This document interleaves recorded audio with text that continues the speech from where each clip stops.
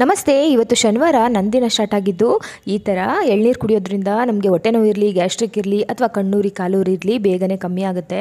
2 ಎಳ್ನೀರಿಂದ 3 ಲೋಟದಷ್ಟು ಎಳ್ನೀರು ಸಿಕ್ತು. ಇವಾಗ ನಾನು ಕೆಂಪು ಸಕ್ಕರೆನ ಹಾಕಿ ನೆನೆಯಾಕಿ ಇಟ್ಕೊಂಡಿದ್ದೆ. ಅದನ್ನು ನೆನೆಯಾಕಿ ಇಟ್ಕೊಂಡಿದ್ರೆ ತುಂಬ ಒಳ್ಳೆಯದು. ಇವಾಗ ನಾನು ಕಡಲೆಕಾಯಿ, ಈ ಸೀಸನ್ನು ಕಡಲೆಕಾಯಿ ಎಲ್ಲ ಕಡೆ ಸಿಗೋದ್ರಿಂದ ಕಡಲೆಕಾಯಿನ ಬೇಯಿಸೋಣ ಅಂತ ಅಂದ್ಬಿಟ್ಟು ಚಿಕ್ಕ ಮಗನಿಗೆ ಇಷ್ಟ ಅಂತ ಒಂದು 3 ಬಾರಿ ರಾತ್ರಿ ನೆನೆಯಾಕ್ಬಿಟ್ರೆ ಬೇಗನೆ ಮಣ್ಣೆಲ್ಲ ಬಿಟ್ಕೊಳ್ಳುತ್ತೆ. ಇವಾಗ ಜೊತೆಗೆ ಉಪ್ಪು ಹಾಕಿ ಒಂದು 2 ವಿಷಲ್ ತಗೊಳ್ಳೋ ಅಷ್ಟರಲ್ಲಿ ಯಾರೋ ಗೆಸ್ಟ್ ಬಂದರು. ಕರೆಕ್ಟಾಗಿ ಫೇಸ್ ಪ್ಯಾಕ್ ಹಾಕ್ಕೊಂಡಿದ್ದೀನಿ.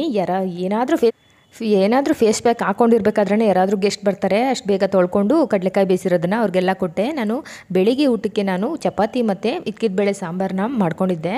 ಇವಾಗ ರಾತ್ರಿ ಊಟಕ್ಕೆ ಅಂತ ಅಂದ್ಬಿಟ್ಟು ಬೀನ್ಸನ್ನ ಮತ್ತು ಸ್ವಲ್ಪ 2 ಬದನೆಕಾಯಿ ಇತ್ತು, ಅದನ್ನೆಲ್ಲ ಕಟ್ ಮಾಡಿ ಹಾಕ್ಕೊಳ್ತಾ ಇದ್ದೀನಿ. ಇದಕ್ಕೆ ಜೊತೆಗೆ ಮುದ್ದೆ ಮಾಡಿಕೊಂಡ್ರೆ ಗಟ್ಟಿಯಾಗಿ ಸಾಂಬಾರು ಮಾಡಿಕೊಂಡು ತುಂಬ ಚೆನ್ನಾಗಿರುತ್ತೆ. ಇದಕ್ಕೆ ಯಾವುದೇ ರೀತಿ ಮಸಾಲೆನ ರುಬ್ಬಿ ಹಾಕೋ ಅವಶ್ಯಕತೆ ಇಲ್ಲ. ಈ ಥರ ಮಾಡ್ಕೊಂಡಿದ್ದೀನಿ. Thank you.